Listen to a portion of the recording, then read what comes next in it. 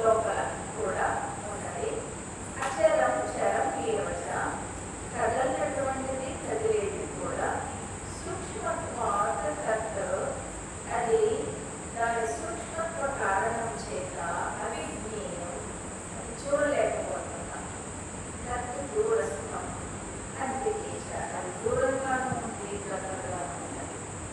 ఇది మనకి ఈశావాస్య ఉపనిషత్తులో ఇదే భావాన్ని తెలియజేసే శ్లోకం ఉంది. అది తదేజతి తన్నయజతి తద్దూరే తదంతికి, అది కదులుతుంది, కదలతో కూడా, అది దగ్గర ఉంది, దూరం ఉంది. తదు సర్వస్యాస్య బాహ్యతః, అది అంతటికి లోపల ఉంది, బయట ఉంది. ఈశావాస్య ఉపనిషత్తులో ఇదే భావాన్ని స్ఫురింప చేసే శ్లోకం. కాబట్టి ఆత్మ ప్రాణులకు బయట ఉంది, లోపల దూరము ఉంది, దగ్గర ఉంది. అది చరించే జీవుల్లోనూ ఉంది, చరించినటువంటి జీవులు. అచరం చరం అంటారు.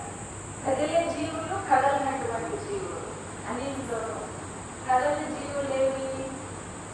చెట్లు, రాళ్ళు, ఇట్లాంటివన్నీ కూడా. చెట్టు ఒకే చోట ఉండి కొంతవరకు కదులుతుంది. రాళ్ళలో ఇట్లాంటి పెద్ద కదలడం కూడా ఉంటాయి. వాటిలో కూడా తాను ఉంటాడు. జడంలో కూడా ఉంది. ఇది జడం. ఈ జడమే దాంట్లోనూ పుస్తకము జడమే, వల్ల జడమే. ఈ జడంలో ఎలా ఉంటాడు అంటే సత్ రూపంలో, ఉనికి అంటారు. దాన్ని ఉండటం అని ఉంది. అదే లేకపోతే కంటికి కనిపించదు. కాబట్టి ఉనికి అంటారు, దాన్ని సత్ అని అంటారు. ఇలా అది జీవరాశులకి బయట లోపల అంతటా ఉన్నది. కానీ ఎందుకు కనిపించడం లేదు అంటే సూక్ష్మత్వ, దాని సూక్ష్మత్వ కారణం చేయాలి. అది తెలుసుకోలేకపోతున్నాం. తెలుసుకోలేకపోవడం అంటే కంటికి కనిపించడం లేదు. అది దగ్గర ఉంది, దూరము ఉంది. ఈ భావనను బట్టి అది ప్రత్యక్షం ఉంది. మహాభారతంలో ఎగ్జాంపుల్ చెప్తుంటారు కదా, ద్రౌపదీ దేవి కృష్ణుడిని ఎన్నిసార్లు పిలిచినా నన్ను కాపాడడానికి అంత ఆలస్యం చేశావు ఎందుకు అన్నయ్య అని కృష్ణుని ఒకసారి అడుగుతుందట. అడిగినప్పుడు నీ భావాన్ని బట్టే నేను సహాయం చేస్తానంటాడు. ఏమని పిలిచావో ఒకసారి గుర్తుకు తెచ్చుకో అని అంటాడు. వైకుంఠవాసారా, ఆ తర్వాత మళ్ళీ ద్వారకావాసా వచ్చి కాపాడు అంటాం. నేను వైకుంఠం నుండి ఆ మేఘాల మీద పరిగెత్తుకుంటూ వస్తుంటే మళ్ళీ మధ్యలో నువ్వు ద్వారకావాసారా అంటాం. వైకుంఠం నుండి మళ్ళీ ద్వారక జంప్ అవ్వాలి. ద్వారకావాసారా అన్నప్పుడు ద్వారక నుండి నేను రావాల్సి ఉంటుంది.